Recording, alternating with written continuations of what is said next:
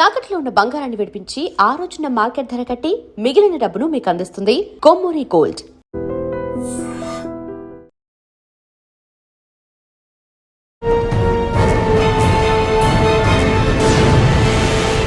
ఈ వారం మన గెస్ట్ 2009 బ్యాచ్ పోలీస్ ఆఫీసర్, పేరు శంకర్ రెడ్డి గారు, inspector cyber crime Cyberabad. Cyber crime ఇప్పుడు దేశవ్యాప్తంగా ఎక్కువ నేరాలు జరిగేది సైబర్ క్రైమ్. ఆ మనిషి కంటికి కనిపించడు, ఎలాంటి ఆయుధం ఆడకుండా కేవలం ఇంటర్నెట్ సహాయంతో మనల్ని తోచేస్తుంది. సైబర్ క్రైమ్ ప్రతి ఒక్కరి నోట్లో వినబడుతుంది, కనబడుతుంది. మోసపోతున్నాను బాధ్యతలు చెప్తున్నారు. అయినా పోలీస్ డిపార్ట్మెంట్ కానీ, గవర్నమెంట్ కానీ, కొంత మీడియా కానీ పబ్లిసిటీ చేస్తున్నా కొంతమంది విక్టిమ్స్ అవుతుంటారు. ఇది జరగడానికి గల కారణం ఏందని మేము బాగా అనాలిసిస్ చేస్తుంటే చాలా వరకు ఏంటంటే ఈ సైబర్ క్రైమ్ లోపల 99% కూడా ఎడ్యుకేటెడ్ పీపులే మోసపోతున్నారు. మేము చదువుకున్నామని మమ్మల్ని ఎవరు మోసం చేయలేరని, రెండవది ఏంటంటే ఈ సోషల్ మీడియాలో మేము యాక్టివ్గా ఉంటున్నాము, ఇవన్నీ మాకు తెలుసు అని చెప్పేసి, అంటే పక్క వ్యక్తిని నమ్మకుండా మొబైల్ ఫోన్ని బాగా నమ్మడం వల్ల, మొబైల్ ఫోన్లో ఉన్నదంతా కూడా నిజమే అని నమ్మడం వల్ల కూడా ఈ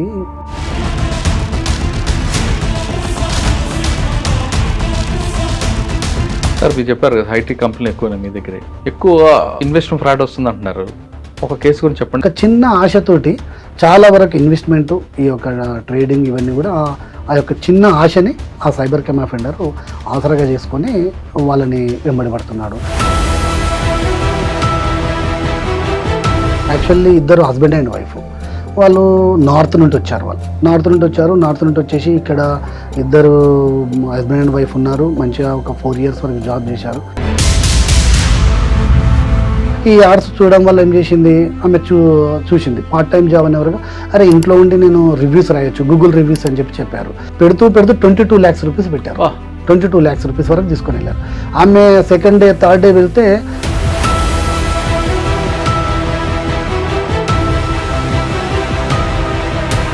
బాస్ ఫ్రాడ్. చాలా వరకు కూడా కార్పొరేట్ కంపెనీలన్నీ కూడా ఏం సార్ అంటే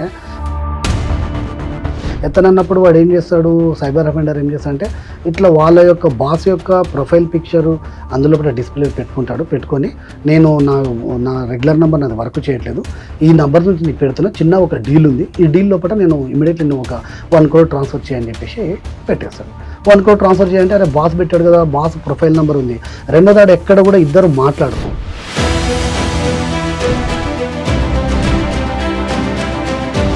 ఏం జరుగుతుందనే విషయం తెలుసుకోరండి. అటువంటి మైండ్ సెట్ వాళ్ళకి ఏం చెప్తారు?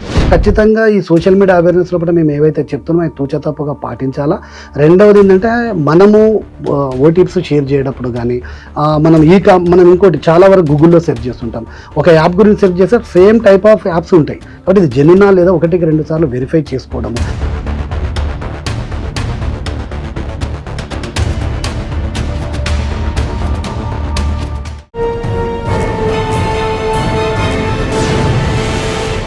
Welcome to I dream.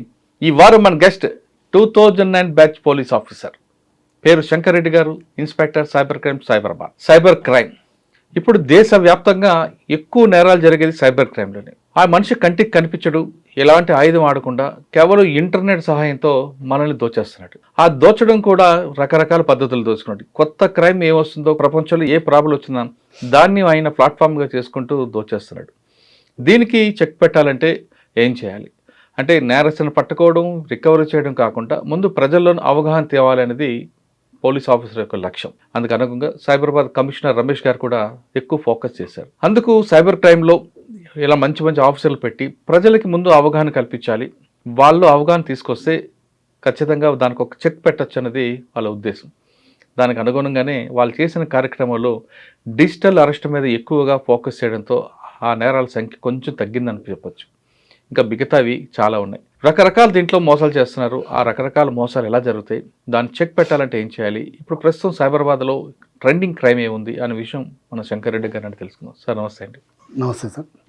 Cyber crime అండి, ప్రతి ఒక్కరి నోట్లో వినబడుతుంది, కనబడుతుంది. మోసపోతున్నాను బాధ్యతలు చెప్తున్నారు. అయినా పోలీస్ డిపార్ట్మెంట్ కానీ, గవర్నమెంట్ కానీ, కొంత మీడియా కానీ పబ్లిసిటీ చేస్తున్నా కొంతమంది విక్టిమ్స్ అవుతుంటారు. దానికి రీజన్ ఏంటో మీకు తెలుసు, మాకు తెలుసు, కానీ మీ ద్వారా చెప్తేనే అది ఒక రెస్పాన్సిబిలిటీ ఉంటుంది.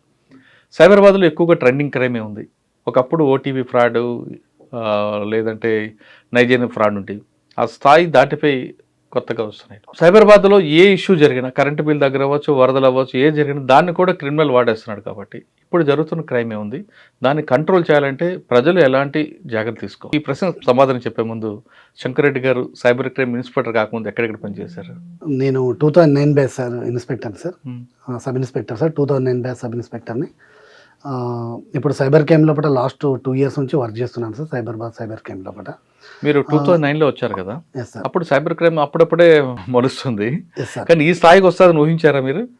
లేదు సార్, 2009 లోపల మేము అయినప్పుడు కూడా మాకు ట్రైనింగ్ అకాడమీలో కానీ అక్కడ కానీ అంటే జనరల్ క్రైమ్ గురించి అంటే మారుతున్న కాలానికి అనుగుణంగా ఆ ట్రెండ్ దాని గురించే డిస్కస్ చేశారు. అక్కడి గురించే మా క్లాసెస్ ఉండేవి, వాటి గురించే డిస్కషన్ ఉండేది. అంటే ఇంత ఫాస్ట్గా మారుతున్నది కాబట్టి కాలం, అంటే 2014-15 తర్వాత, ఈ 16 తర్వాత బాగా డిజిటలైజేషన్ ఎక్కువ కావడము. బేసిక్గా అంటే 2014 తర్వాత బీజేపీ గవర్నమెంట్ సెంట్రల్లో రావడం, తర్వాత మోడీ గారు వచ్చిన తర్వాత అంటే ఇంటర్నెట్ యాక్సెస్ అనేది ప్రతి ఒక్కరికి కూడా అందుబాటులోకి తీసుకురావాలనే ఉద్దేశంతో ఇంటర్నెట్ యాక్సెస్ పెరగడం వల్ల, ప్రతి ఒక్కరి చేతుల్లో పుట్ట మొబైల్ ఫోన్స్ రావడం వల్ల ఈ సైబర్ క్రైమ్ అనేది శరవేగంగా పుంజుకున్నదనే చెప్పాలి. ఓకే, కానీ దీని మీద అవగాహన లేని టైంలో వచ్చారు కాబట్టి దీని మీద మీకు అవగాహన కల్పించడానికి గవర్నమెంట్ పోలీస్ ఆఫీసర్ ట్రైనింగ్స్ ఇచ్చారా? ఇస్తున్నారు. ఈ ఇనిషియల్గా ఎలాంటి అంటే జనరల్గా క్రైమ్ మీటింగ్లో కానీ క్రైమ్ రివ్యూస్లో కానీ ఎలాంటి క్రైమ్ జరుగుతుంది సొసైటీ లోపల, ఈ క్రైమ్ ఏ విధంగా మారుతుంది అని చెప్పేసి ఎప్పటికప్పటికి అంచనా వేస్తూ ఉంటాం. అంచనా వేస్తూ దానికి తగ్గట్టు అంటే మా ఇంటర్నల్ కూడా పోలీస్ డిపార్ట్మెంట్ కూడా మేము స్ట్రెంథన్గా అవుతున్నాం, తయారవుతూనే ఉన్నాం. అదేవిధంగా ఇప్పుడు మాకు ట్రైనింగ్స్ కానీ అప్కమింగ్ క్రైమ్ ఇంకా ఈ సైబర్ క్రైమ్ ఇంకా ఎలాంటి డైవర్షన్స్ తీసుకుంటుంది, ఎక్కడి వరకు వెళ్తుంది, ఇంకా ఎలాంటి క్రైమ్ వస్తుంది అనే ఉద్దేశంతో కూడా ఇంటర్నల్ క్లాసెస్, ఇంటర్నల్ అవేర్నెస్ జరుగుతుంది మాకు కూడా. సార్, నైజీరియన్ ఫ్రాడ్తో స్టార్ట్ అయిన సైబర్ క్రైమ్ ఇప్పుడు ఏ దశలో ఉందండి? ఎక్కువగా సైబరాబాద్లో క్రైమ్ ఎలా ఎక్కువ నమోదవుతుంటుంది? అసలు ఎంఓ ఎలా ఉందండి? అంటే ట్రెండింగ్ క్రైమ్ అని చెప్పండి. ఇప్పుడు ట్రెండింగ్ క్రైమ్ అంటే చాలా వరకు కూడా trading fraud, investment fraud, part time job fraud, ఇవి చాలా వరకు ఇప్పుడు ట్రెండింగ్ లోపల ఉన్నాయి. ఈ మధ్యలోనే బాస్ ఇంపర్సనేషన్ ఫ్రాడ్, అంటే కంపెనీకి సంబంధించినవి కూడా, ఎందుకంటే సైబరాబాద్ అంతా కూడా ఐటీ హబ్ కాబట్టి అక్కడ పెద్ద పెద్ద కంపెనీస్ ఉంటాయి కాబట్టి అక్కడ కూడా అలాంటి బాస్ ఇంపర్సనేషన్ ఫ్రాడ్స్ కూడా జరుగుతూ ఉన్నాయి. బేసిక్గా ఈ trading fraud, investment fraud, part time జాబే బాగా జరుగుతున్నాయి. ఇది జరగడానికి గల కారణం ఏందని మేము బాగా అనాలిసిస్ చేస్తుంటే చాలా వరకు ఏంటంటే ఈ సైబర్ క్రైమ్ లోపల 99% కూడా ఎడ్యుకేటెడ్ పీపులే మోసపోతున్నారు. ఎందుకంటే వాళ్ళు అంటే మేము చదువుకున్నామని మమ్మల్ని ఎవరు మోసం చేయలేరని, రెండవది ఏంటంటే ఈ సోషల్ మీడియాలో మేము యాక్టివ్గా ఉంటున్నాము, ఇవన్నీ మాకు తెలుసు అని చెప్పేసి, అంటే పక్క వ్యక్తిని నమ్మకుండా మొబైల్ ఫోన్ని బాగా నమ్మడం వల్ల, మొబైల్ ఫోన్లో ఉన్నదంతా కూడా నిజమే అని నమ్మడం వల్ల కూడా ఇది జరుగుతుంది. సార్, మీరు చెప్పారు కదా ఐటీ కంపెనీలు ఎక్కువ మీ దగ్గరే, ఎక్కువ ఇన్వెస్ట్మెంట్ ఫ్రాడ్ వస్తుంది అంటున్నారు. ఒక కేసు గురించి చెప్పండి. ఆ కేసులో కంప్లైంట్ పేరు రివీల్ చేయకుండా చెప్పండి. జనరల్గా సార్ ఇప్పుడు చాలామంది ఏం సార్ అంటే మనకి ఇంతకు లిటరసీ పెరిగింది బాగా. ఇంతకుముందు అమ్మాయిలు చదువు అనేది చాలా తక్కువ ఉండే, ఈ మధ్యలో అమ్మాయిల చదువు కూడా బాగా పెరిగింది. పెరిగిన తర్వాత వాళ్ళు బిఫోర్ మ్యారేజ్ సాఫ్ట్వేర్ జాబ్ చేస్తున్నారు. జాబ్ చేసిన తర్వాత ఎవరైనా ఒక అమ్మాయి లైఫ్ లోపల ఆఫ్టర్ మ్యారేజ్ తర్వాత కొంచెం ప్రెగ్నెన్సీ, డెలివరీ అంటే ఒక 3-4 years, ఒక 5 years వరకు అట్లా కొంచెం వాళ్ళు ఫ్యామిలీ లైఫ్ కొంచెము టైం ఇవ్వాల్సి వస్తుంది, ప్రొఫెషనల్ లైఫ్ వాళ్ళు డిస్టర్బ్ అవుతారు. ఆ టైం లోపల వాళ్ళకి ఏంటంటే వాళ్ళకి నాలెడ్జ్ ఉంటుంది, వాళ్ళు ఎలిజిబుల్ ఉంటారు. ఆ టైం లోపల వాళ్ళు ఏం చేస్తారంటే హస్బెండ్ జాబ్కి వెళ్ళడము, ఇంకా వీళ్ళు మాత్రమే ఇంట్లో ఉండడము. రెండవది, ఇంట్లో ఉండడం వల్ల నాకు ఇంత నాలెడ్జ్ ఉంది, మనం కూడా ఏదైనా చేద్దాము, హస్బెండ్కు నా ఫ్యామిలీకి పుట్టిన పిల్లలకి ఏదైనా యూజ్ అవుతుంది అని ఒక చిన్న ఆశతోటి చాలా వరకు ఇన్వెస్ట్మెంటు, ఈ యొక్క ట్రేడింగ్, ఇవన్నీ కూడా ఆ యొక్క చిన్న ఆశని ఆ సైబర్ క్రైమ్ అఫెండర్ ఆసరాగా చేసుకొని వాళ్ళని వెంబడి పడుతున్నాడు. వాళ్ళకు ఫేస్బుక్లో కానీ, ఇన్స్టాలో కానీ, మరియు టెలిగ్రామ్ ద్వారా కానీ వాళ్ళకు వర్క్ ఫ్రమ్ హోమ్ అని చెప్పేసి, టాస్క్స్ అని చెప్పేసి, అంటే యాడ్స్ చేస్తూ ఉంటే వీళ్ళు చూసేటప్పుడు ఆ యాడ్స్ చూడడము, క్లిక్ చేయడము, క్లిక్ చేస్తే ఇనిషియల్గా ఒక 1000 రూపాయలు, 2000, 3000 పెడుతున్నప్పుడు ఒక 1000, 2000 రూపాయలు వాళ్ళకు రిటర్న్ ఇవ్వడము, ఇది నిజమే అని చెప్పి నమ్మి వాళ్ళతో ఇంకా ఎక్కువ మొత్తంలో పెట్టుబడులు పెట్టిపించేసి చేయిస్తున్నారు. సార్, ఈ ఎంఓలో కంప్లైంట్ చెప్పండి సార్, ఎంత పోయి కొట్టుకున్నారు వాడు? ఇందులోపట ఒక యాక్చువల్లీ ఇద్దరు హస్బెండ్ అండ్ వైఫ్, వాళ్ళు నార్త్ నుండి వచ్చారు. వాళ్ళు నార్త్ నుండి వచ్చారు. నార్త్ నుండి వచ్చేసి ఇక్కడ ఇద్దరు హస్బెండ్ అండ్ వైఫ్ ఉన్నారు. మంచిగా ఒక 4 ఇయర్స్ వరకు జాబ్ చేశారు. జాబ్ చేసిన తర్వాత ఫ్లాట్ తీసుకున్నారు. తీసుకున్న తర్వాత ఒక బాబు డెలివరీ అయ్యిండు. డెలివరీ అయిన తర్వాత ఆమె ఇంట్లో వర్క్ అంతా చూసుకుంటుంది. అట్లా ఒక 1 ఇయర్ వరకు నడిచింది. నడిచిన తర్వాత సెకండ్ ఇయర్ నేను వర్క్ జాబ్కి వెళ్దాము అని అంటే ఇంకొక 6 మంత్స్ మళ్ళీ బాబుకి కూడా టైం ఇస్తే బాగుంటుందనే ఉద్దేశంతో ఆమె ఏం చేసింది అని అంటే కొంచెం ఫ్రీ అయింది. ఆ బాబు కూడా 1 ఇయర్ అయిపోయాడు కాబట్టి కొంచెం ఫ్రీ అయిపోవడం వల్ల ఈ యాడ్స్ చూడడం వల్ల ఏం చేసింది, ఆమె చూసింది పార్ట్ టైం జాబ్ అనే వరకు అరే ఇంట్లో ఉండి నేను రివ్యూస్ రాయొచ్చు, గూగుల్ రివ్యూస్ అని చెప్పారు. అంటే కొన్ని వీడియోస్ పంపిస్తాం, ఆ వీడియోస్ చూసేసి మీరు మాకు రేటింగ్ ఇవ్వండి మేడం, రేటింగ్ ఇస్తే మీకు డబ్బులు వస్తాయి, ఒక వీడియోకి ఇంత, లేకుంటే ఒక టాస్క్ మీరు ఒపీనియన్ ఇస్తే ఇంత అని చెప్పారు. ఇది నిజమే కదా అని చెప్పి ఇనిషియల్గా ఆమెకు ఒక టెలిగ్రామ్లో చూసింది. ఆమె టెలిగ్రామ్లో చూసిన తర్వాత ఆమె ఏదైతే యాడ్ లింక్ క్లిక్ చేసిన వెంబడే ఆమెకు డైరెక్ట్ కాల్ వచ్చింది. కాల్ వచ్చేసి మేడం మీరు ఇట్లా పార్ట్ టైం జాబ్ చేయడానికి ఇంట్రెస్ట్ ఉన్నారా అని చెప్తే ఎస్ అంటే నేను ఇంట్రెస్ట్ ఉన్నాను అని చెప్పింది. అసలు ఏం జాబ్ చేయాలి, ఎలా చేయాలి అంటే బేసిక్గా ఈ సైబర్ అఫెండర్స్ అంతా కూడా కొంచెం ప్రొఫెషనల్ పాష్ ఇంగ్లీష్ మాట్లాడతారు. పాష్ ఇంగ్లీష్ మాట్లాడే వరకు కొంతవరకు మన వాళ్ళు ఏంది అని అంటే మొహమాటానికి కూడా ఎస్ అండి అదే పాష్నెస్లో వెళ్ళేసి అంటే చిన్నపాటి కామన్ సెన్స్ అంటే కోల్పోయేసి కూడా ఓ ఇంత పాష్గా ఉన్నాడు అంటే హై ర్యాంక్ ఆఫీసర్ ఉండొచ్చు, హై ప్రొఫెషనల్ పర్సన్ ఉండొచ్చు, అలాంటి అయినా ఇలాంటి తప్పుడు చేయడు కదా అనే కాన్సెప్ట్ తోటి వీళ్ళు ఆమె ఓకే చెప్పింది. ఓకే చెప్పిన తర్వాత ఆయన ఇచ్చిన టాస్క్లకు నేను ఓకే చేస్తాను సార్ అన్నారు. వాళ్ళు యూఎస్లో ఉన్నటువంటి ఒక హోటల్ గురించి అక్కడ మేము విజిట్ చేసినామని చెప్పేసి దాని గురించి రివ్యూ రాయమని చెప్పారు. ఈమె ఆ హోటల్ లింక్స్ అవన్నీ షేర్ చేస్తే ఈమె రివ్యూ రాసింది. రివ్యూ రాసిన తర్వాత ఫస్ట్ ఇనిషియల్గా 500 రూపాయలు ఇస్తే రివ్యూ రాసినందుకు ఆమె 80 రూపీస్ వచ్చేసినాయి. అట్లా 1 డే 15 టాస్క్లు అని చెప్పారు. ఆ రోజు మొదటి 15 టాస్కులు చేసే వరకు ఆమెకి 1200 రూపీస్ వచ్చేసినాయి. కానీ విజిట్ చేయకుండా ఎలా రాసింది ఇప్పుడు, ఇది తప్పే కదా అది.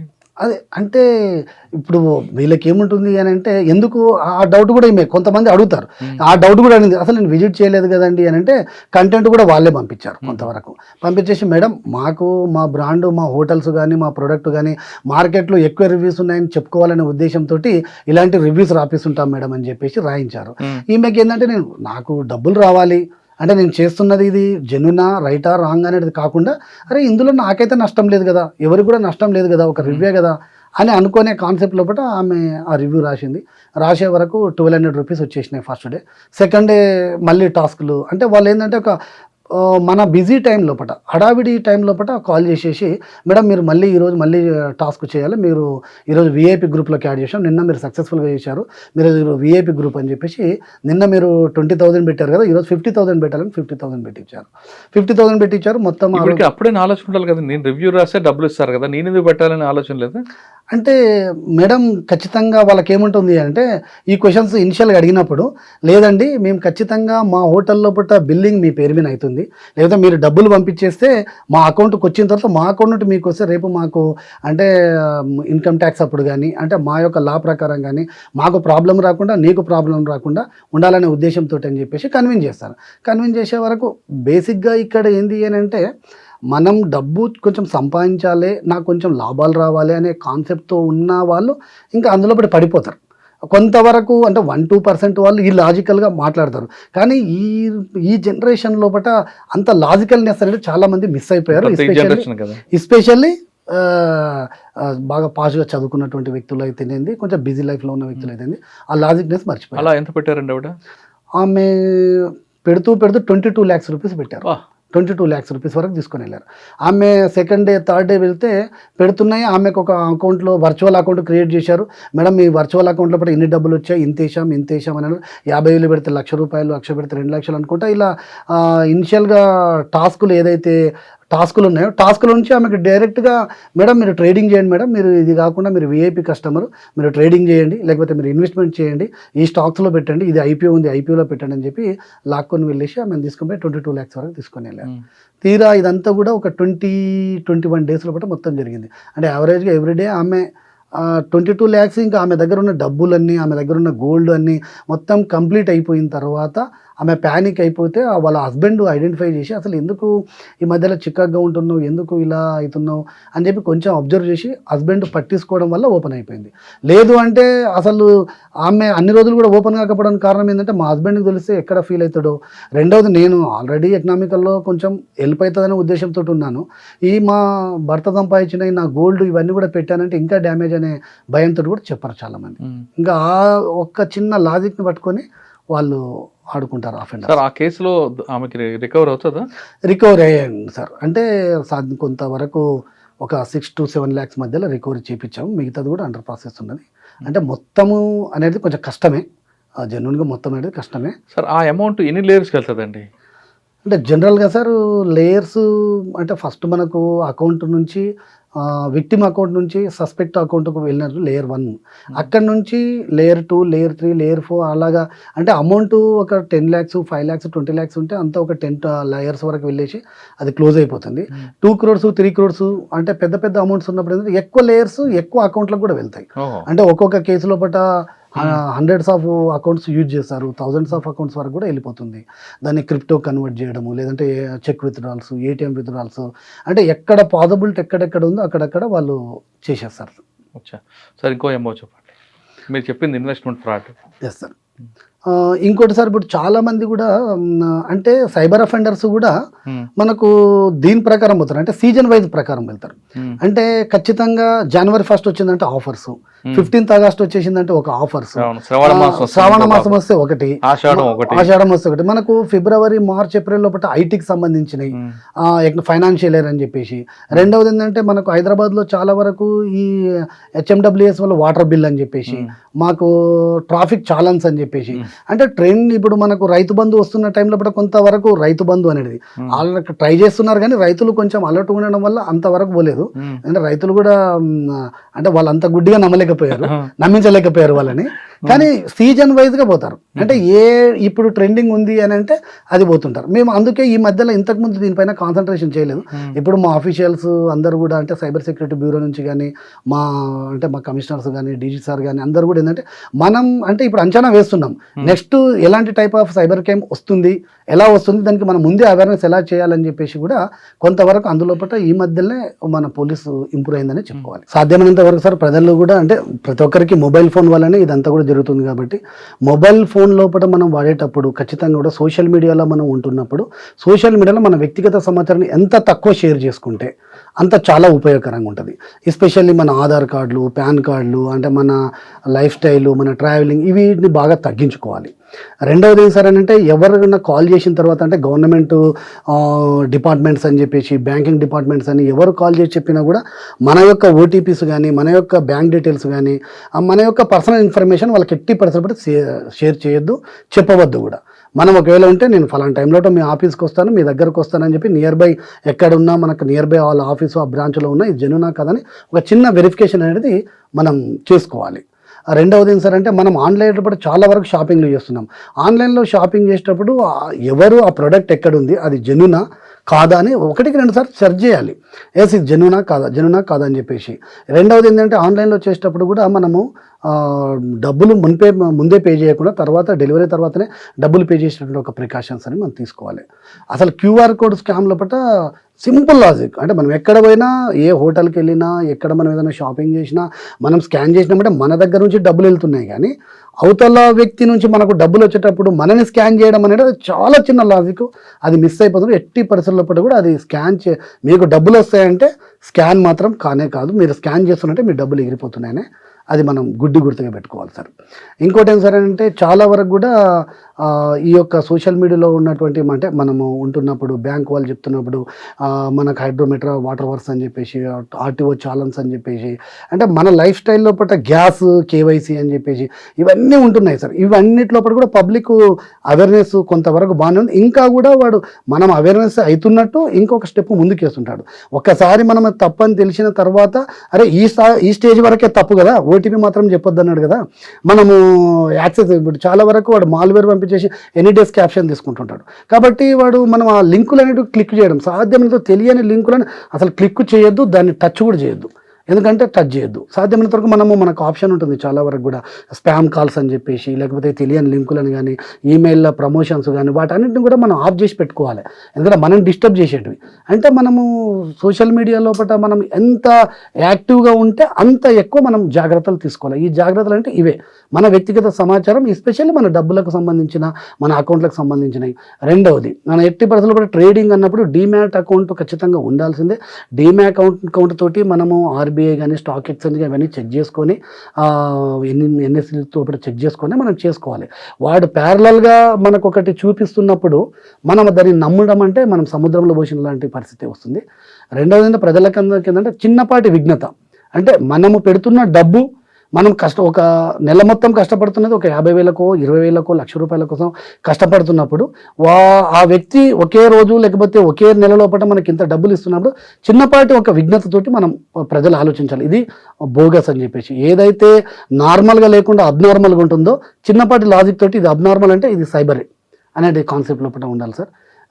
కొన్ని ఈ రెగ్యులర్ జీవితం లోపల ఈ చిన్నపాటి, ఇంకోటి పిల్లల స్కూల్ ఫీజులు అని చెప్పేసి, స్పోర్ట్స్ అథారిటీస్ అని చెప్పేసి, ఇలాంటి డిఫరెంట్ వస్తుంటాయి.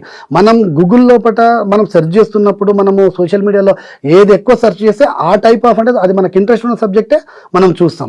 అలాంటి సబ్జెక్టుకు సంబంధించినటువంటి యాడ్స్ అందులోపల మనం ఎలా యూజ్ చేయాలనే కాన్సెప్ట్ తోటి అలాంటి టైపే వస్తుంటాయి.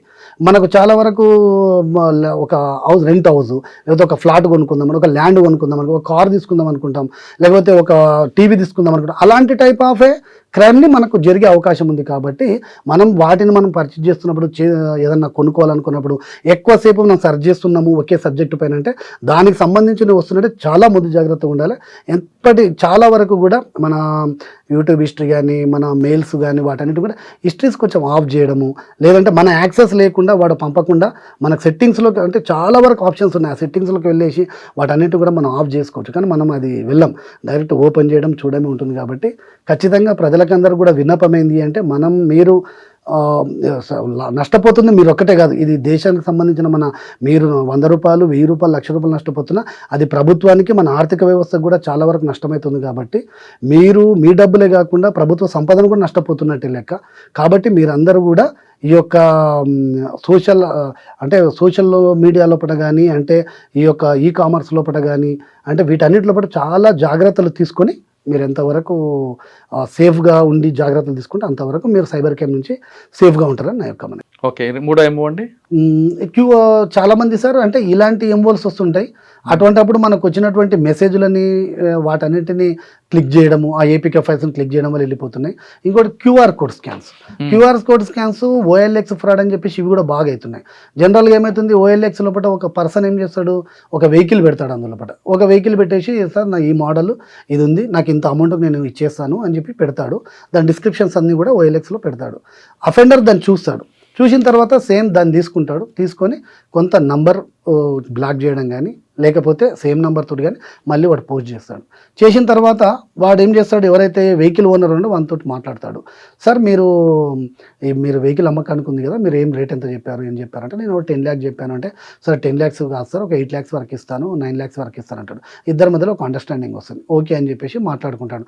సార్ నేను కొంచెం అవుట్ ఆఫ్లో ఉన్నాను, నేను కొంచెం బిజీలో ఉన్నాను, వర్క్ చేస్తున్నాను, మా బంధువులు వస్తారు సార్, మా బంధువులు వచ్చి చూపిస్తారు, మీ హౌస్ లొకేషన్, మీ యొక్క ఆఫీస్ లొకేషన్ మొత్తం పెట్టండి అని అంటారు. అప్పుడు నేను ఏం చేస్తాడు, వెహికల్ ఓనర్, నేను వెహికల్ OLXలో పెట్టాను కాబట్టి నేను డబ్బులు ఇస్తేనే నాకు వెహికల్ రిలీజ్ చేస్తాను కాబట్టి అని చెప్పేసి ఆధార్ కార్డు కానీ, ఆ యొక్క వెహికల్ RC కానీ అన్ని డీటెయిల్స్ అన్ని కూడా షేర్ చేస్తాడు OLXలో.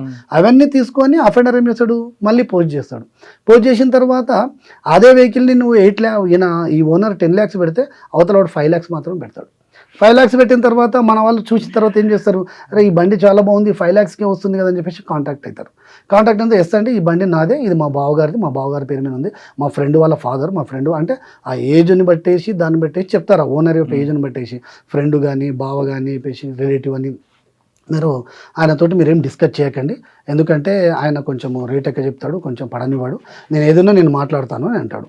వానికి కూడా ఏం చేస్తాడు, ఎవరైతే వెహికల్ ఓనర్ ఉన్నాడో ఆయనకు కూడా, సార్ మీరు వాళ్ళ పలానా పార్టీ వస్తుంది మీ దగ్గరికి సార్, వచ్చినప్పుడు మీరు ఎట్టి పరిస్థితుల లోపల ఏం వెహికల్ చూపించండి, రేటు గీట్ అంతా నాతోటే మాట్లాడుకోమని చెప్పండి అని అంటాడు. అప్పుడు ఈ యొక్క ఎవరైతే పార్టీ ఉందో అప్రోచ్ అయిందో అఫెండర్ని, అఫెండర్ ఏం చేస్తాడు, మీరు వెహికల్ నచ్చింది కదా, మీరు ఏం రేటు అని చెప్తే 5 lakhs కదండి, 4 lakhs 3 lakhs ఏంటంటే ఓకే మంచిదండి ఇచ్చేస్తానని అనుకుంటాను. అనుకున్న తర్వాత వెహికల్ చూడాలి కదా, వెహికల్ చూసే క్రమం లోపల ఆ అడ్రస్ ఇస్తాడు, ఆ నంబర్ ఇస్తాడు. నంబర్ ఇచ్చినప్పుడు ఈ యొక్క కొనుక్కునే పార్టీ ఆ OLXలో పెట్టిన ఒరిజినల్ పార్టీ రెండు కూడా కాంటాక్ట్ అయ్యి లొకేషన్కి వెళ్ళి ఆ వెహికల్ని చూసి అన్ని ఓకే చేస్తారు. చేసేటప్పుడు అక్కడ అత్యాశకు చిన్న ఒక లాజిక్, సార్ ఇప్పుడు ఈయన మీ బంధువు అని చెప్పాడు, రియల్గా మీ బంధువేనా, మీ బాబు అని చెప్పాడు, రియల్గా మీ బాబేనా అని ఒక చిన్నగా ఒకటి క్రాస్ చెకింగ్ ఉండదు, ఆ క్రాస్ చెకింగ్ ఉండదు. రెండవది కొంతమంది విక్టిమ్స్ ఈ మధ్యలో వచ్చిన వాళ్ళైతే అసలు అక్కడ వెహికల్ చూడడము ఇంకా వెళ్ళిపోవడం. ఒక విక్టిమ్ ఉండి ఒక కార్ ఓనర్ ఉండి సార్ రండి సార్ కూర్చోండి మనం మాట్లాడదామంటే కూడా లేదు నేను ఆయనతోటి XYZ తోటి నేను మాట్లాడతాను, నేను ఆయనతోటి మాట్లాడతానని చెప్పి వెళ్ళిపోతున్నాను. అంటే మేము ఆ వీడియో ఫుటేజ్ ఆ షాప్లో ఏం జరిగింది ఆ రోజు ఏం జరిగింది చూస్తే ఆయన కుర్చీలేసి చా ఆఫర్ చేసేసి రండి సార్ కూర్చొని మాట్లాడదామంటే వద్దండి నేను ట్రయల్ రన్ వేసుకున్నాను, బాగుంది వెహికల్, నేను వెళ్ళిపోతున్నాను అని అంటున్నాడు. వెళ్ళిపోయి అఫెండర్కి ఫోన్ చేసి అఫెండర్కి డబ్బులు వేసాడు. డబ్బులు వేసిన తర్వాత ఇక్కడికి వెళ్ళేసి నాకు వెహికల్ రిలీజ్ చేయమంటే నేను ఎందుకు రిలీజ్ చేస్తానంటే నాకు డబ్బులు లేవు, మరి ఆయన కేసాం కదా అంటే ఆయన కేసు మీరు ఆయన అడగండి. అంటే ఇక్కడ ఏమైతుంది అని అంటే ఇలాంటి ఫ్రాడ్స్ జరుగుతుంది. అలా కాకుండా అఫెండర్ డైరెక్ట్ గా కంప్లైంట్ ఫోన్ చేసి సార్ ఇప్పుడు ఇందులో కూడా ఈదో OLXలో ఇంకో టైప్ ఏం సార్ అంటే అఫెండర్ కాల్ చేస్తాడు, కాల్ చేస్తారు మీరు ఒక సోఫా పెడతారు లేకుంటే ఒక బీరువా పెడతాము, ఓ ఫ్రిడ్జ్ పెడతాము అంటే సార్ నేను తీసుకుంటాను సార్ అంటాడు. ఎంత సార్ అంటే ఇంత అంటాడు. అన్న తర్వాత జనరల్గా ఈ OLX ఫ్రాడ్లో కూడా చాలా వరకు ఏం చేస్తారంటే ఆర్మీ అని చెప్పేసి లేకుంటే పారామిలిటరీలో వర్క్ చేస్తున్నాను అని చెప్పి ఒక మనకందరికి కూడా ఒక ప్రౌడ్గా ఫీల్ అయ్యే ఒక ఇన్స్టిట్యూషన్ యొక్క ఎంప్లాయీ అని అందులో కూడా బిజీ ఉన్నా అని చెప్పేసి అంటే మనకు ఒక ఆర్మీ అనే వరకు చిన్న సాఫ్ట్ కార్నర్, అరే మనము వాళ్ళు కష్టపడుతున్నాను దాన్ని అడ్వాంటేజ్గా తీసుకొని ఏం చేస్తారంటే సార్ నేను ఇక్కడ వర్క్ చేస్తున్నాను ఇందులో పట నేను రావడం నాకు చాలా ఇబ్బంది అవుతుంది, నాకు మీ బండి చూశాను, మీ యొక్క ఐటమ్ మొత్తం థింక్ అంతా చూశాను, ఆ థింగ్ మాకు చాలా బాగుందండి, నేను 100% మేము తీసేసుకుంటాను, మీకు ఎంత రేటో చెప్పండి అంటే ఒక 50,000 40,000 అంటే ఓకే సార్ నో ప్రాబ్లం నేను చేస్తాను అని అంటాడు. డీల్ ఓకే అయిపోతుంది.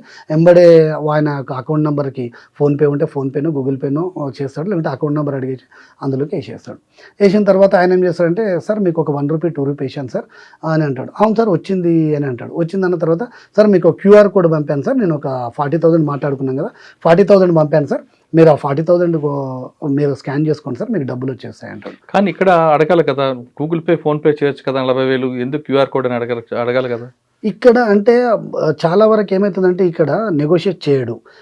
రెండోది ఏంటంటే ఈయన 40,000 అనుకున్నప్పుడు 40,000 వచ్చేసినాయి కదా అని చాలా హ్యాపీగా ఫీల్ అయ్యి ఆ తొందరపాటు లోపల అంటే ఎవరైతే అడుగుతున్నాడో యాక్చువల్లీ QR కోడ్ ఏం సార్ అంటే డబ్బులు మనకు వచ్చేటప్పుడు మనం QR కోడ్కి స్కాన్ చేయాల్సిన అవసరం లేదు. మన అకౌంట్లోకి డబ్బులు పడుతున్నాడు, మన అకౌంట్ నెంబర్ ఉంటే చాలు, లేదా మన ఫోన్పే గూగుల్ పే నంబర్ ఉంటే దానికి మనకు డైరెక్ట్ కొట్టేస్తారు వాళ్ళు.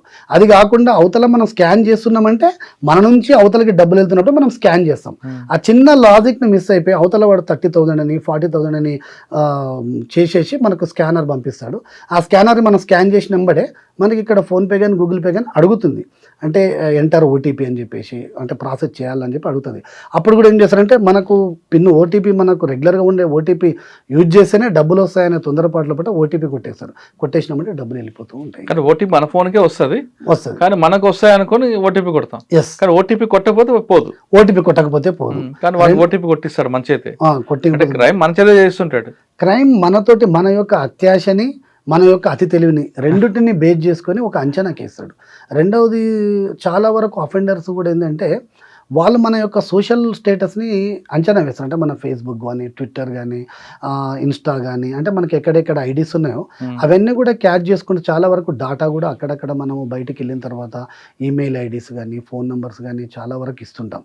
ఇవ్వడం వల్ల కొన్ని అంటే కొన్ని చాలా సంస్థల నుంచి కూడా డాటా లీక్ అవుతుంటుంది, డాటా థెఫ్ట్ చాలా అవుతున్నప్పుడు మన యొక్క ఫోన్ నెంబరు మన మెయిల్ ఐడి అంతా కూడా వాళ్ళకి వెళ్ళిపోతున్నప్పుడు దాన్ని అంతా కూడా మనకి బాస్ ఇంపర్సనేషన్ ఫ్రాడ్ అని ఇవన్నీ ఉంటున్నాయి. అటువంటిప్పుడు ఆ కంపెనీ స్టైల్ అంతా వాళ్ళు వర్క్ చేస్తారు.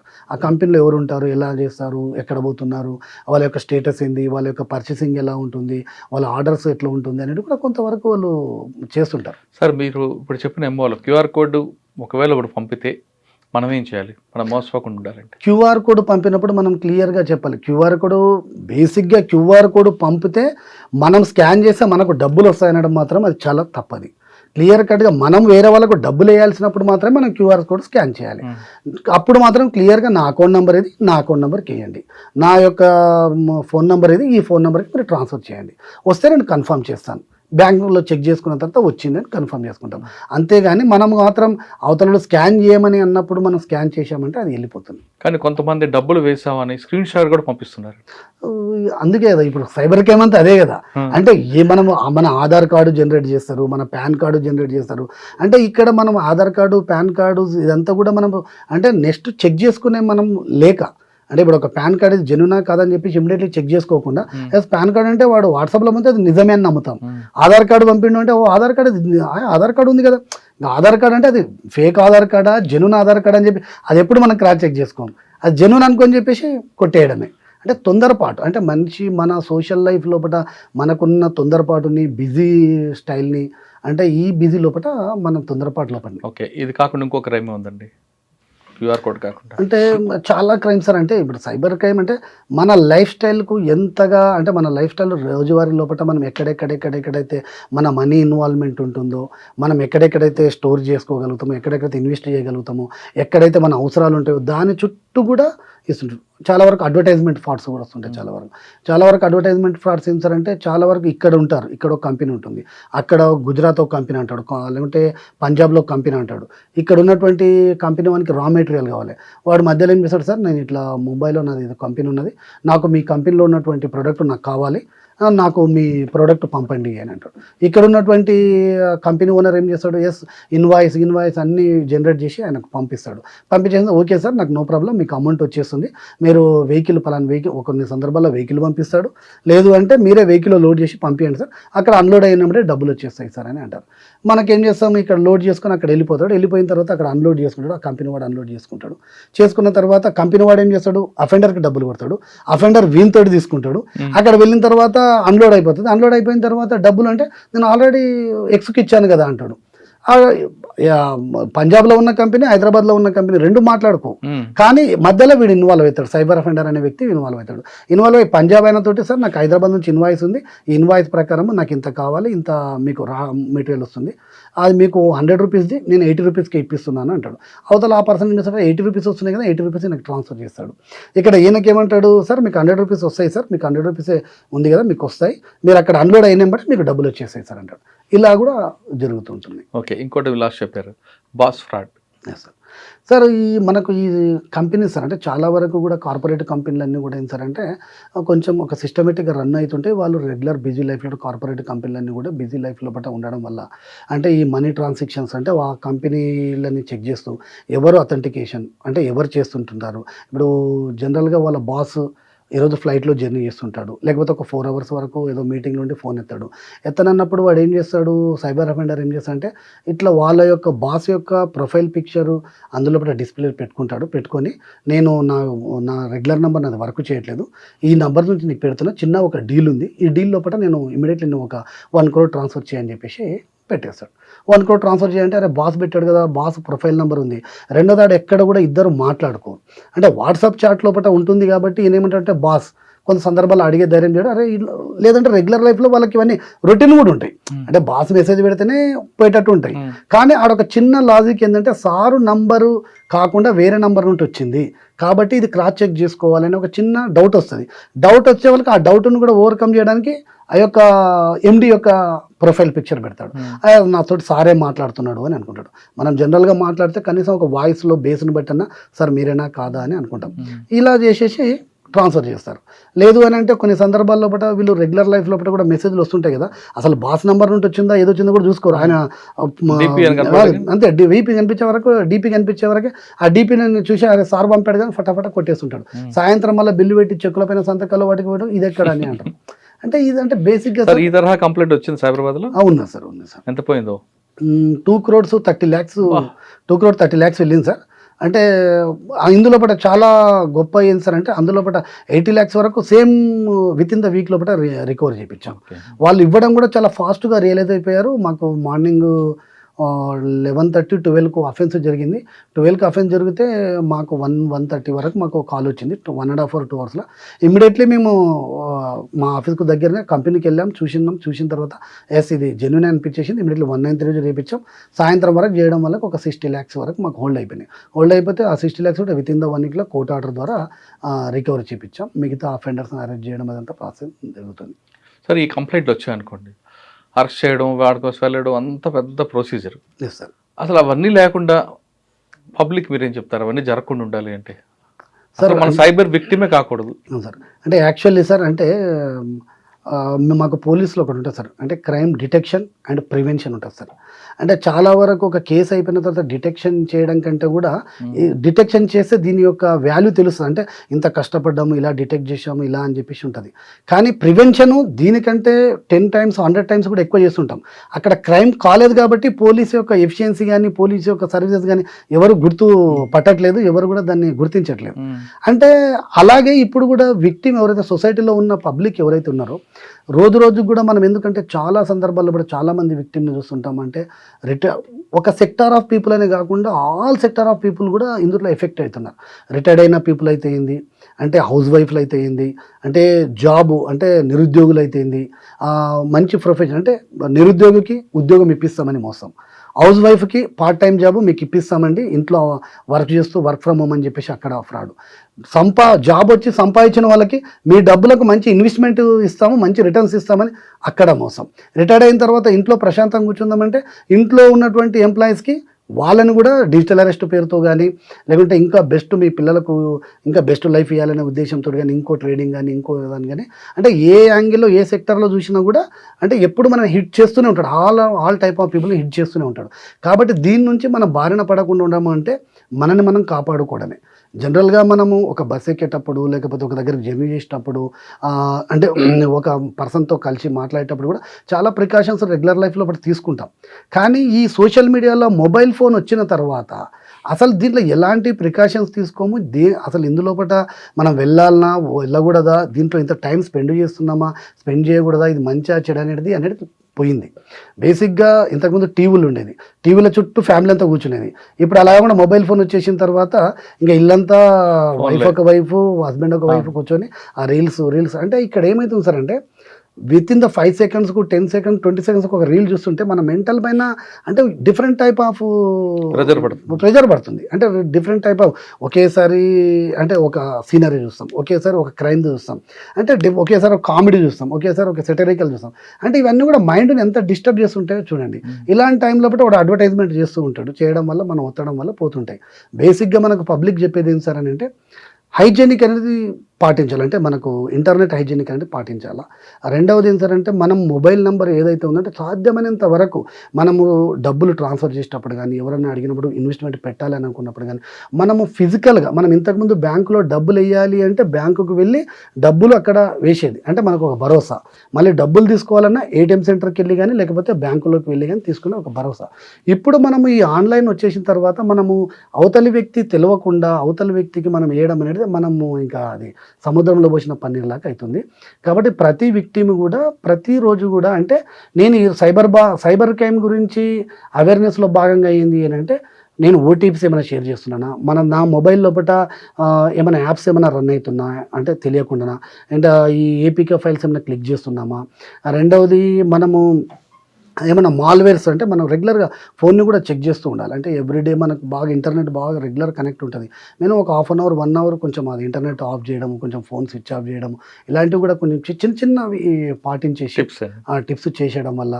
రెండవది ఏంటంటే మనకు యాప్స్ ఏమైనా రన్ అవుతున్నాయో చూసేసి వాటిని డిలీట్ చేయడము చేస్తూ ఉండాలి సార్.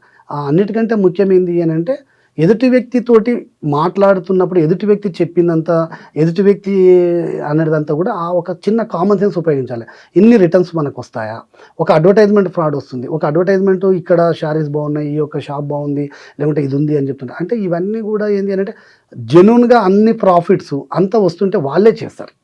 ఎవరైతే మనకు చెప్తుంటారో మనకొకరు చిన్న లాజిక్ అంటే మనము చాలా వరకు చదువుకోలేని వాళ్ళు ఒకటి వేరియేషన్ చూస్తే చదువుకున్న వాళ్ళు ఎక్కువ బాధితులు, చదువుకోలేని వాళ్ళు బాధితులు ఎందుకు తక్కువ అవుతున్నారంటే చదువుకోలేని వాళ్ళు ఒక రైతుకు ఒక గ్రామ స్థాయిలో ఉన్నటువంటి వ్యక్తి దగ్గరికి వెళ్ళేసి సార్ నువ్వు ఒక 10,000 రూపాయలు ఇవ్వండి సార్ మీకు ఒక 20,000 రూపాయలు చేసి ఇస్తాను అంటే నువ్వు నా డబ్బులని నువ్వు చేయడానికి నువ్వెవరు, నా బంధువు, నా తమ్ముడువా, అన్నవా, నాన్నవా, లేకుంటే మా అయ్య తరపు చుట్టమా, మా అమ్మ తరపు చుట్టమా, నువ్వెట్లిస్తావు నాకు, ఇదంతా బోగస్ నువ్వు అని కొట్టిపడేస్తాడు. లేదు ఒకవేళ మరీ ఇరిటేట్ చేసేయడానికి అప్పుడు అంటాడు ఓకే 10,000కి 10,000 వస్తున్నాయి కదా, నువ్వేం చేయాలంటే 9,000 రూపాయలు నువ్వే పెట్టుకో, 1,000 రూపాయలు నాకు ఇచ్చేసి చాలు, నాకు అదే చాలు అంటాడు. అంటే అది పెట్టడం వల్ల ఏమైతే వన్ టైం ఇంకా అఫెండర్ ఏం చేస్తాడు, ఈయన తోటికి పోవద్దు అనేది కాన్సెప్ట్ వస్తుంది. అంటే బేసిక్గా సార్ కొంచెం కామన్ సెన్స్, లాజికల్ అనేది మనం యూజ్ చేయాలి సార్. మనం కానీ మీరు చెప్తున్నదంతా బాగానే ఉందండి, కానీ ఇప్పుడున్న జనరేషన్లో నాకేం కాలేదు కదా, నాకు అవసరం లేదు సైబర్ క్రైమ్, నాకెందుకు, నాకు కావాల్సిన యాప్స్ చాలా ఉన్నాయి, నాకు ఎంటర్టైన్మెంట్ కావాలి, లేదా స్విగ్గీ ఉందా, జొమాటో ఉందా, లేదా మేక్ మై మూవీ ఉందా, ఇవి చూసుకుంటాడు తప్ప చుట్టూ ఏం జరుగుతుందనే విషయం తెలుసుకోరండి. అటువంటి మైండ్ సెట్ వాళ్ళకి ఏం చెప్తారు మీరు? అటువంటి మైండ్ సెట్ ఉన్న వాళ్ళకి కూడా సార్ ఇప్పుడు గవర్నమెంట్, సెంట్రల్ గవర్నమెంట్ కానీ, అంటే పోలీస్ డిపార్ట్మెంట్ కానీ, రెండవది ఎన్జిఓ ఆర్గనైజేషన్స్ కానీ, చాలా వరకు కూడా మనము స్కూల్ లెవెల్ నుంచి, కాలేజ్ లెవెల్ నుంచి, అంటే పబ్లిక్ ఏరియాస్లో ప్రతి సెక్టర్లో అవేర్నెస్ ప్రోగ్రామ్స్ చేస్తూ ఉన్నాం. అవేర్నెస్ ప్రోగ్రామ్స్ చేస్తున్నాం. రెండవది ఏంటి అని అంటే మనకి ఎవ్రీడే కూడా మనం ప్రతిదాన్ని సెర్చ్ చేస్తాం కానీ ఒక సైబర్ క్రైమ్ ఎలా జరుగుతుంది, ఏం జరుగుతుంది కూడా మనం ఎవరం కూడా యూజ్ చేసుకోం. కాబట్టి రెగ్యులర్గా ఉన్నటువంటి పబ్లిక్ ఏంటంటే మన మొబైల్ క్రైమ్ జరగాలంటే మనీ రిలేటెడ్, మన అకౌంట్కి సంబంధించిన డీటెయిల్స్ని ఎట్టి పరిస్థితుల్లో పట్ల కూడా మనము అది అందరూ చెప్పి, నా ఇంట్లో జరగలేదు కాబట్టి నాకు అనవసరం అంటాడండి. అంటే సోషల్ మనకు ఏదైతే ఇంతకుముందు ఏంటంటే ఒక 10 మంది కూర్చొని ఒక సోషల్ లైఫ్ అనేది మనం లీడ్ చేసాం. ఆ సోషల్ లైఫ్లో ఒక రచ్చబండ కాడ కానీ, ఒక పార్కులో కానీ ఎక్కడోతో కూర్చున్నప్పుడు మనం ఓపెన్ అయిపోయి మనం అనేది చెప్పుకునేది అంటే నాకు ఈ విధంగా జరిగింది కానీ మీరు కూడా పోవద్దు అనే కాన్సెప్ట్ ఉండేది. ఇప్పుడు చాలా మందిలో ఒకటి ఏంటంటే నేను నష్టపోయాను, ఎదుటి కూడా నష్టపోలేని కొంతమంది కూడా ఉన్నారు. అట్లా కూడా చాలా మందికి చెప్పుకోరు. మాకు కేసు వచ్చింది, వాళ్ళ కూతురు ఒక పెద్ద పొజిషన్ ఉంది, ఆమె ఒక 40 lakhs పోగొట్టుకున్నది. 2 times 3 times కూడా చెప్పాను, మేడం మీరు ఇమీడియట్లీ ఈ సబ్జెక్ట్ని ఫ్యామిలీలో డిస్కస్ చేయండి అని చెప్పాను. అయితే లేదు సార్ నేను డిస్కస్ చేస్తాను, ఒక మంచి టైం చూసుకొని డిస్కస్ చేస్తాను. 20 days తర్వాత వాళ్ళ ఫాదర్ ఎంబడి పెట్టుకొని వచ్చింది. ఏమైంది మేడం అంటే సేమ్ టైప్ ఆఫ్ ఏమో మళ్ళీ వాళ్ళ ఫాదర్ కూడా 20-25 lakhs పోగొట్టుకున్నారు. అంటే చాలా వరకు ఇంట్లో ఉన్న వ్యక్తులు కూడా మాట్లాడుకోలేని పరిస్థితుల్లో అంటే ఓపెన్ షేర్ చేసుకోవట్లేదు, సొసైటీలో ఏం జరుగుతుంది అనేది తెలుసుకోలేకపోవడమే. అందుకే ఖచ్చితంగా ఈ సోషల్ మీడియా అవేర్నెస్ లోపల మేము ఏవైతే చెప్తున్నామో అవి తూచా తప్పగా పాటించాలా. రెండవది ఏంటంటే మనము ఓటీపీస్ షేర్ చేయడప్పుడు కానీ మనం ఇంకోటి చాలా వరకు గూగుల్లో సెర్చ్ చేస్తుంటాం. ఒక యాప్ గురించి సెర్చ్ చేస్తే సేమ్ టైప్ ఆఫ్ యాప్స్ ఉంటాయి. కాబట్టి ఇది జెన్యునా లేదా 1-2 సార్లు వెరిఫై చేసుకోవడము. అమౌంట్ ట్రాన్స్ఫర్ చేసేటప్పుడు ఎప్పుడు కూడా దాన్ని ఇంకా చాలా జాగ్రత్తగా వెరిఫై చేసుకొని 1-2 సార్లు కన్ఫర్మ్ చేసుకోవాలి. డౌట్స్ వచ్చినప్పుడు మళ్ళీ అడగాలి. లేదంటే 1930 చాలా వరకు మనకు డౌట్స్ ఉంటున్నాయి, అవి చెప్పుకోవచ్చు. డిజిటల్ ప్రపంచంలో మనం ఉన్నాం కాబట్టి చుట్టూ ఏం జరుగుతుందో తెలుసుకోవాలంటున్నారు శంకర్ రెడ్డి గారు. నాకు జరగలేదు కదా అని కాకుండా నాకు రేపు జరగవచ్చు, జరిగిన తర్వాత నా కుటుంబ సభ్యులు కూడా జరగచ్చు అనే కాన్సెప్ట్ ఉంటే ఖచ్చితంగా సైబర్ క్రిమినల్స్ మనం ఎటువంటి పరిస్థితుల్లో మనం ట్రాప్ చేయాలని శంకర్ రెడ్డి గారు చెప్తున్నారు. అంతేగాని నాకు జరగలేదు, నా ఫోన్లో నాకు సైబర్ క్రైమ్ గురించి అవసరం లేదు, ఇంకా వేరే టాపిక్ తీసుకుంటానని అనుకుంటే ఇవాళ కాకపోతే రేపు కాకపోతే మీకు కానీ మీ కుటుంబ సభ్యులకు కానీ సైబర్ క్రిమినల్ మీకు టచ్ చేస్తాడు. కాబట్టి ఖచ్చితంగా మీరు ఆన్లైన్లో చాలా కేర్ఫుల్గా ఉండండి. ఆఫ్లైన్లో ఎంత అలర్ట్ ఉంటారో ఆన్లైన్లో అంతకన్నా ఎక్కువ అలర్ట్ ఉంటే సైబర్ క్రిమినల్ మీ దరిదాపు కూడా రాడని శంకర్ రెడ్డి గారు చెప్తున్నారు. ఇది ఈ వారం శంకర్ రెడ్డి గారితో ఎక్స్క్లూజివ్ ఇంటర్వ్యూ. వచ్చే వారం మరో గెస్ట్తో మళ్ళీ కలుద్దాం. అంతవరకు నమస్తే. థ్యాంక్ యూ అండి. Thank you very much. Thank you sir.